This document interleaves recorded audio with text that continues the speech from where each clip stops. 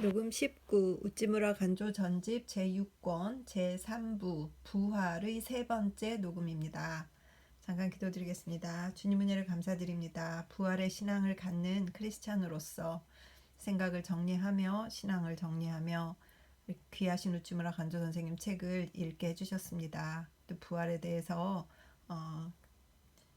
자세한 설명들 이렇게 듣고 많은 감동을 받습니다. 따뜻하게 위로를 받습니다. 정말 특별하신 우리 예수 그리스도, 유니크하신 그 존재에 대해서 생각하는 귀한 시간입니다. 고마우신 주님, 리딩을 할 수 있게 해주신 이 축복에 진심으로 감사드립니다. 이 리딩을 듣는 한 분이라도 있어서 그분들의 신앙에 조금이라도 도움이 되었으면 하고 리딩 녹음을 시작했습니다. 이제 6권에 이르렀고 거의 중간에 이르렀습니다. 하나님 늘 함께 해주시는 은혜를 감사드리며 듣는 분을 축복합니다. 그분들 신앙에 조금이라도 도움이 되어서 우리 예수님께서 우찌무라 간조를 세상에 보내서 남기신 이 글이 땅에 떨어지지 않고 열매 맺을 수 있도록 인도하여 주시옵소서. 감사드리며 고맙고 고마우신 우리 주 그리스도 예수님 이름 받들어 기도드렸사옵나이다. 아멘. 오늘은 어떻게 부활하는가입니다. 어떻게 부활하는가? 크리스천은 부활하는 사람이다. 그가 만일 부활하는 사람이 아니라면 그는 모든 사람 가운데 가장 불쌍한 사람이다. 고린도전서 15장 19절. 먹고 마시자. 내일이면 죽으리라. 고린도전서 15장 32절이다. 그러면 크리스천은 어떻게 하여 부활하는 것일까? 그는 그리스도가 부활하신 것처럼 부활하는 것일까? 즉 그리스도가 그 몸 그대로 무덤에서 일어나신 것처럼 신자도 무덤에서 나오는 것일까? 신자의 부활은 그리스도의 그것에 따른다고 한 것은 성서가 보여주는 것처럼 생각된다. 그리스도께서 죽은 자 가운데서 다시 살아 잠자는 자들의 첫 열매가 되셨다. 고린도전서 15장 20절. 또 함께 일으키사 그리스도 예수 안에서 함께 하늘에 앉히시니 에베소서 2장 6절. 곧 주의 호령과 천사장의 소리와 하나님의 나팔을 가지고 스스로 하늘에서 내려오실 그 때에 그리스도 안에서 죽은 신자는 즉 그리스도가 다시 사신 것처럼 다시 살아나 들리워 공중에서 주와 만나 언제까지나 하늘에서 주와 함께 있으리라는 것은 신자 모두가 대개 믿고 있는 것처럼 생각된다. 데살로니가전서 4장 13절 이하 참조. 그러나 이것이 과연 성서가 가르치는 것일까? 또 만일 그리스도의 부활이 신자 모두의 부활의 본보기라고 한다면 그리스도와 매장하는 방법을 달리한 사람의 부활은 어떻게 될 것인가? 죽은 지 사흘이 아니라 3년, 30년, 300년을 지나 그 육신이 다시 흙으로 돌아간 사람은 어떻게 될 것인가? 바다에 빠져 물고기 뱃속에 삼켜진 사람은 어떻게 되는 것일까? 혹은 화장되어 그 육체가 재와 가스로 분해된 사람은 어떻게 될 것인가? 물론 하나님께서는 능치 못하시는 것이 없기 때문에 한번 흩어져 버린 분자라고 하더라도 다시 이것을 모아 원래의 모양대로 만드시지 못할 까닭은 없다. 우리들의 시체들은 일어나리이다. 티끌에 거하는 자들아 너희는 깨어 노래하라. 땅이 죽은 자를 내어놓으리로다. 이사야서 26장 19절. 고 하였으니 모든 죽은 자를 기적으로 소생시키는 일은 하나님에게 불가능한 일이 아니다. 그러나 문제는 그러한 기적을 행할 필요가 있느냐 없느냐의 문제이다.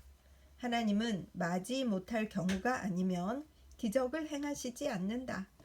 자연은 하나님이 일을 하시는 통상적인 길이다. 그리하여 하나님은 되도록 기적을 피해 자연을 따르시는 것이다. 특히 신자의 부활과 같은 일반적인 일에서 그가 일일이 기적을 행하리라고는 믿어지지 않는 것이다. 우리들은 생의 법칙을 안다. 그리하여 부활은 생의 증진, 그것이기 때문에 그 생의 법칙에 따라 행해져야 한다는 것은 말하지 않아도 화한한 것이다. 신자는 예수를 본받아서 부활하는 것이 아니다. 예수의 안에서 이미 부활한 것이다. 신자의 부활은 미래의 일이 아니다. 과거의 일이다. 하나님은 예수를 소생시키시고 모든 그를 믿는 사람을 소생시키신 것이다.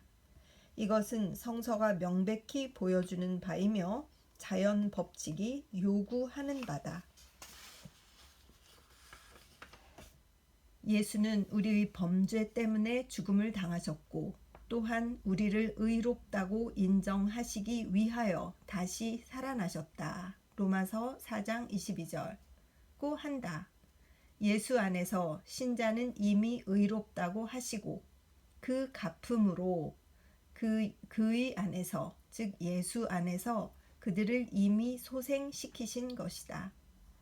첫 사람 아담은 생명 있는 혼이 되었고 마지막 아담은 생명을 주는 영이 되셨다.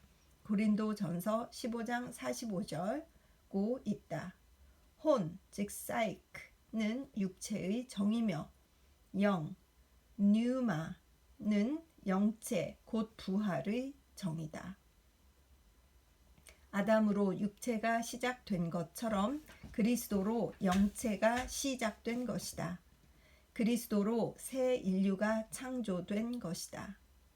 주는 곧 영이시다. 고린도후서 3장 17절라고 있다. 주 그리스도는 특별한 영이다. 사람 안에는 영혼이 있다고 하는 그 영이 아니다. 새 생명의 근원인 그 영이다. 영체의 정인 그 영이다. 사람의 씨가 그 안에 있다. 요한일서 3장 9절 고한 새 생명의 배주이다. 이 씨가 사람 안에 머물러 여기에 영체의 발육이 시작되고 마침내 부활 승천의 도정을 거쳐 영생에 들어가는 것이다. 주가 나는 부활이요 생명이니 요한복음 11장 25절라고 말씀하신 것은 이것을 말씀하신 것이다. 신자의 부활은 예수를 떠나서 있는 것이 아니다. 부활은 예수에 있어서 있는 것이고 그에게 있어서만 있는 것이다. 부활은 예수의 속성이다. 그의 안에서만 있는 일이다.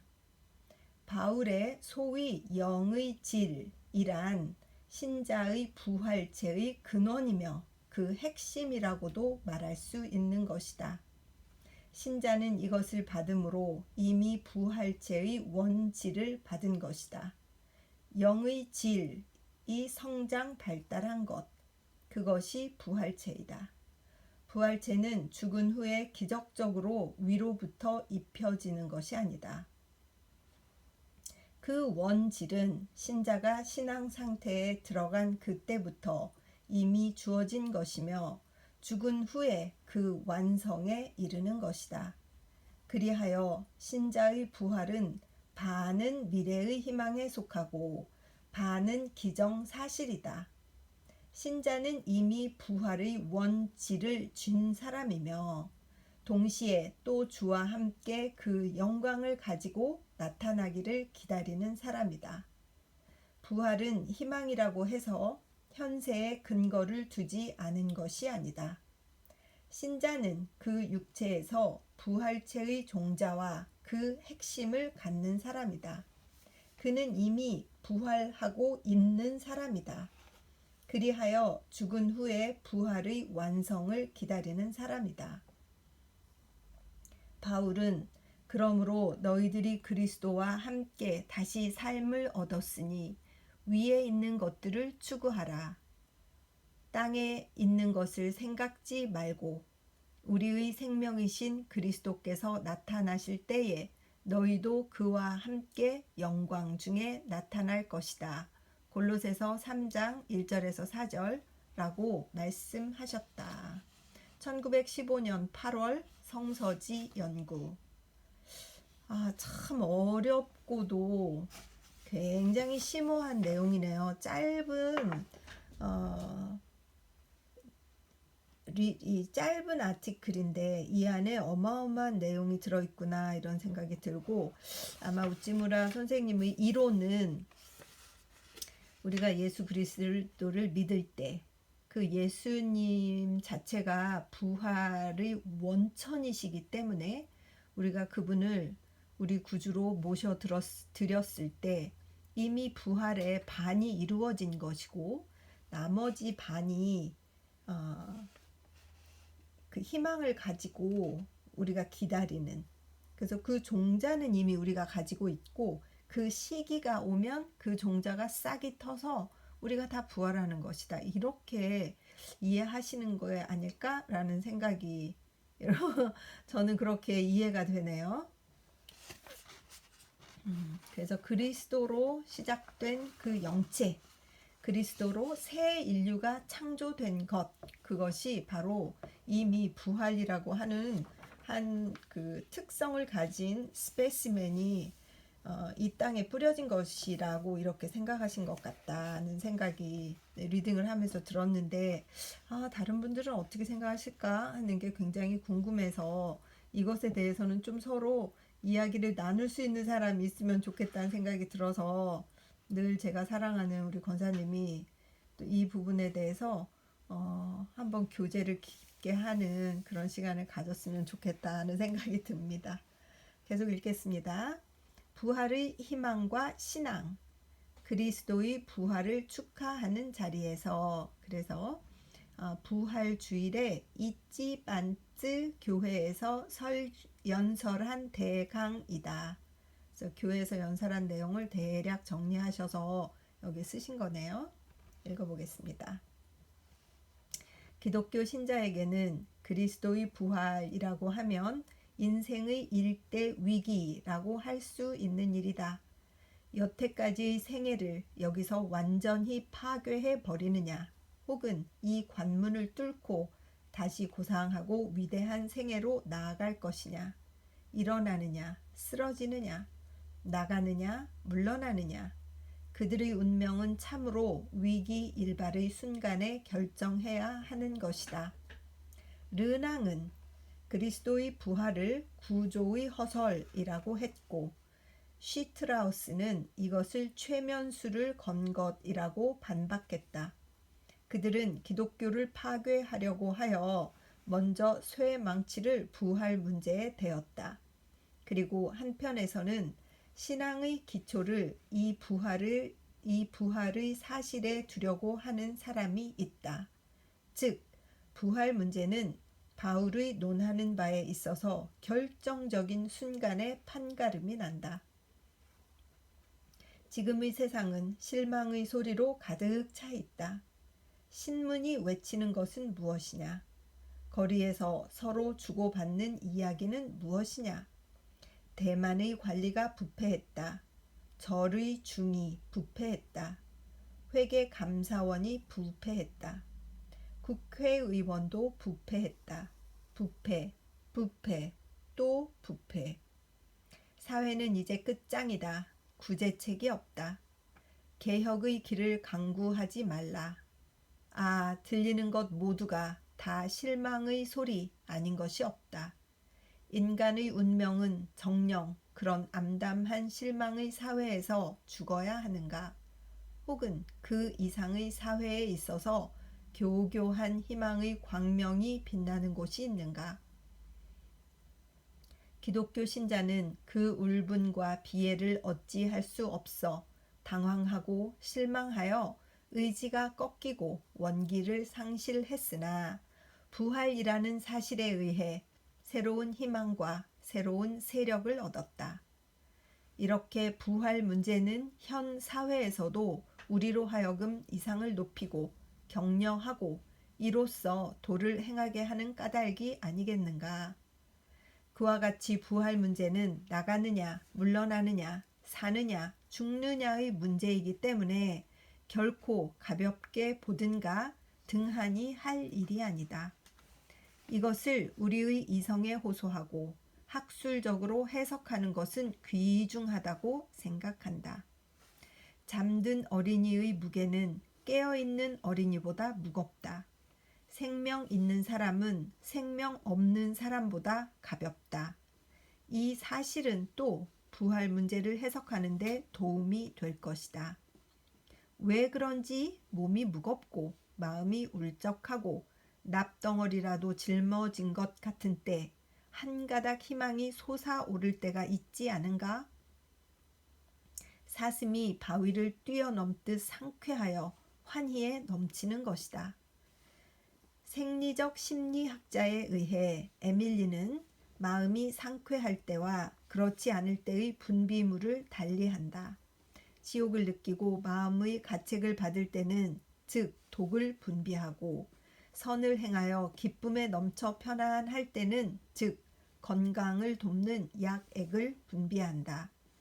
만일 앞의 분비물을 취하여 살리실산을 혼합하면 그 색이 즉시 변하여 붉은색을 띈다고 한다. 이것은 참으로 근대의 대발명이다. 아직 이 이치에 의해 치료하는 방법을 발명하지는 않았지만 이것은 마침 부활 문제를 해결하는 데 큰 도움이 되지 않는가. 이런 이론이 있군요. 그 치욕을 느끼고 가책을 받을 때 하고 선을 행해서 기쁨이 넘칠 때 몸에서 분비되는 그 호르몬, 엔자임, 효소 이런 것들이 달라진다고 얘기를 하셨는데 그 의학적으로 보면 우리가 그 메타볼릭 애시도시스라는 게 있어요. 그러니까 몸의 대사가 산화로 변한다는 건데 몸이 아프신 분들은 몸이 좀 산성이에요. 그래서 여기 그 뭐 살리실산을 혼합하면 색이 즉시 변하여 붉은색을 띈다고 한다. 이건 아마 그 리트머스 용지 같은 것을 그 얘기하시는 건가? 그래서 왜 산성이면 색이 붉어지고 알칼리성이면 색이 푸르게 되잖아요.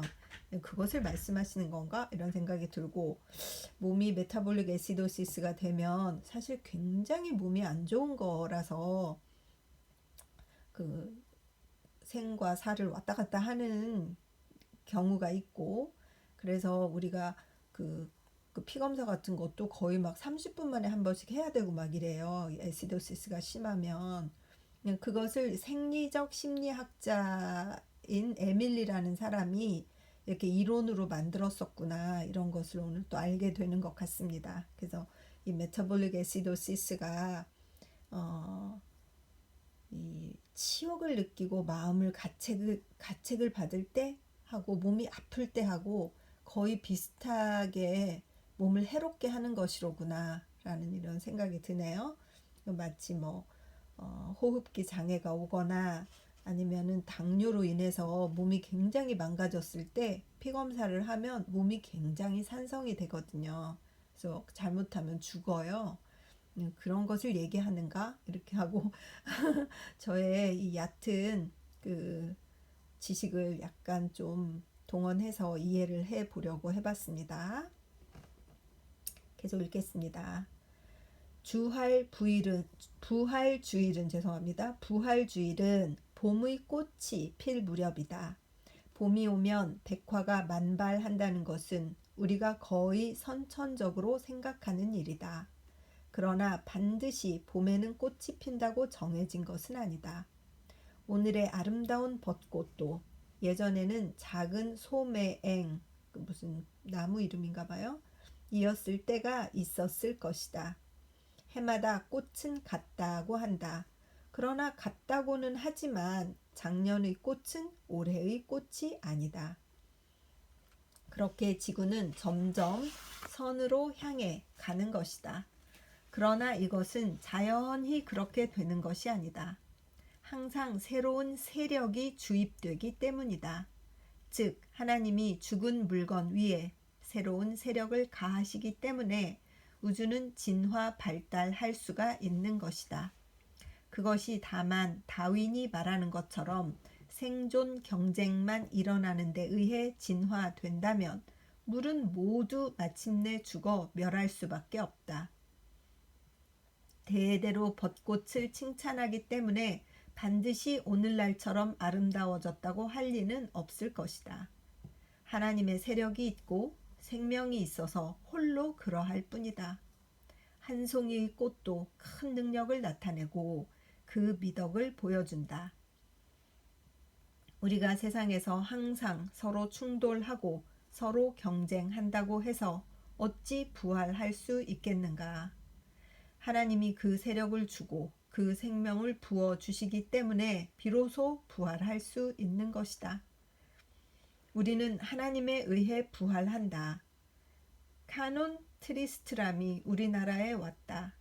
그는 일본 사람은 희망이 없고 한 사람도 실망의 빛이 없는 사람이 없다고 말했다. 그렇다. 사실 이것을 변명할 여지가 없다. 실로 우리 사회는 희망 없는 작은 사회다. 혹 희망은 산 속에 있으며 초가 삼간 찢어진 창문 아래 있으며 성인 군자가 거기에 숨어 있다고 말한다. 그러나 백방으로 샅샅이 찾아다녀도 아직 발견할 수가 없다. 이미 희망은 산 속에서 찾을 것이 아니다. 반대로 사회는 부패와 실망의 지옥과 같다. 그리하여 개혁의 길이 어둡고 또 천하의 형세를 만회할 힘이 미치지 못한다. 이것을 어떻게 할까? 다행히 생기가 우주에 가득한 것이 있다. 온갖 꽃이 이것에 의해 만발한다. 이 생기는 나사렛 예수를 통해 세상에 나타났다. 우리가 만일 이 위인을 신뢰하면 이 생기를 얻으리라. 그리하여 이것을 가지고 세상을 개선하고 잘 선도할 수 있으리라. 우리가 본래 아는 것이 적고 힘이 모자랄지라도 그리스도의 정신을 받아 비로소 부활하고 인생의 목적을 깨닫고 죽음을 이겨 실망을 누르고 사명을 다할 수 있으리라. 1897년 4월 복음 신보. 정신과 몸. 정신이 있고 soul, 몸이 있다. body. 몸은 정신의 물적 표현이다. 마치 사람의 몸이 있어 이것을 감싸는 옷이 있고 옷은 이것을 만드는 사람의 정신의 표현과 같은 것이다. 그와 같이 혈기가 있고 육체가 있으며 성령이 있고 영체가 있는 것이다. 사람의 정신이 일변하면 그 복장도 일변하는 것처럼 그가 새로운 생명을 받아서 새로운 몸이 주어지는 것이다. 크리스천의 부활의 설명은 이 주변에 있는 것이다. 그는 성령의 은사에 참여하여 그의 생명이 일변한 것이다. 그의 옛 육체는 그의 정신을 표현할 수 없게 된 것이다. 성령의 처음 열매를 가진 우리들은 스스로 마음속에 한탄하는 우리들의 몸이 구원되기를 기다린다고 한 바울의 말은 신자의 이 상태를 말한 것이라고 생각한다. 즉, 새로운 정신은 옛 몸에 견딜 수가 없게 되어 새로운 몸이 주어지기를 바라는 절실한 기다림을 말한 것이라고 생각한다. 그리하여 이 희망은 무익하지가 않은 것이다. 새로운 정신이 주어졌고 여기에 상당한 새로운 몸이 주어지지 않을 까닭은 없는 것이다. 정신이 있는 곳에는 반드시 여기에 상당한 몸이 있다. 성령의 열매, 즉 성령에 의해 새로운 생명을 받고 그 생명은 곧 거기에 상당한 몸을 가지고 나타나지 않을 수 없는 것이다. 이것이 곧 영체이다. 부활체이다. 그래서 신자는 부활의 희망을 안는 것이며 까닭 없는 희망을 안는 것이 아니다. 그는 이미 새로운 생명을 받은 것이다. 그래서 그 당연한 결과로서 여기에 상당한 몸의 부여를 기다리고 바라는 것이다. 우리는 이 하늘에서 오는 우리가 살 집을 우리 위에 덧입기를 사모하면서 이 장막집에서 신음하고 있다. 고린도후서 5장 2절라고 한 것은 이 희망을 말한 것이다. 그와 같이 하여 부활이라고 해서 옛 육체가 소생하는 일이 아니다. 이것은 신자가 제일 원하지 않는 일이다. 부활은 새로운 생명에 상당한 새로운 몸을 가지고 사는 일이다. 즉 하나님은 새로운 생명을 그 보증, 즉 예증으로서 우리에게 주셨다고 하였으니 우리 신자들은 그 당연한 결과로서 올 부활, 곧 영체의 부여를 기다리고 바라는 것이다. 1917년 6월 성서지 연구. 진화와 자현. 결과에는 원인이 있고 결과는 원인을 초월할 수 없다고 하는 것은 사상상의 자명리이다. 그런데 자연을 볼 때 자연에서는 결과가 원인을 초월하고 있는 것이다. 자연은 물질을 가지고 시작된다고 할 때 생명은 물질을 초월하고 있다. 그 교묘한 일에 있어서는 잡초의 씨 한 알은 온 땅과 그 암석의 모든 것을 합한 것을 초월하고 있다. 똑같이 사람의 아이 하나는 그 지능을 갖추는 데 있어서 동식물 전체보다 훨씬 위에 있다. 또 크리스천의 가장 작은 자는 인류 전체보다도 훨씬 영묘한 자이다. 이것으로 미루어 자연은 항상 자기를 초월하고 있다는 것을 알 수 있다. 즉 결과는 항상 원인을 초월하고 있다는 것을 알 수 있다. 이것은 자연이 자존적 물체가 아니라는 증거가 아니고 무엇인가? 자연에 있어서 자연 이상의 어떤 분이 나타나고 있는 것이다. 자연은 스스로 진화하고 있는 것이 아니다. 하나님이 자연을 통해 스스로를 나타내고 계신 것이다. 자연의 진화에는 마지막이 있다. 그러나 하나님의 자연은 무궁하다. 그래서 하나님이 죽은 사람을 다시 살리신다는 말을 들어도 우리는 별로 놀라지 않는 것이다. 1917년 7월 성서지 연구. 꿈인 이야기인가 사실인가? 그들은 부활담에 대해서 이야기한다. 그러나 우리는 부활의 사실을 믿는다. 우리는 꿈인 이야기에 우리를 맡길 수는 없다. 그렇지.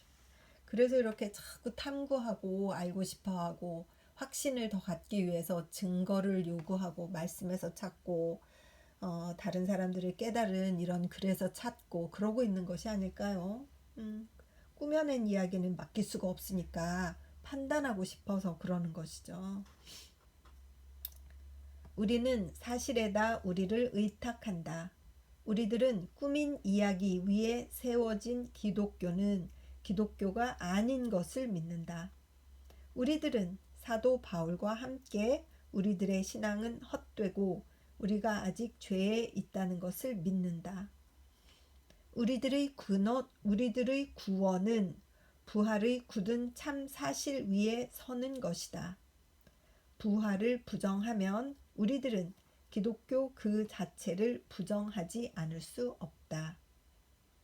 그리하여 설사 근대적 기독교는 이 점에 있어서 명백하지 않고 또 그 정통파라고 말하는 것까지도 꾸민 이야기라 주장하고 만족한다 해도 우리들은 사실이라 배우고 그리하여 지금도 여전히 사실이라고 믿는 사람이다.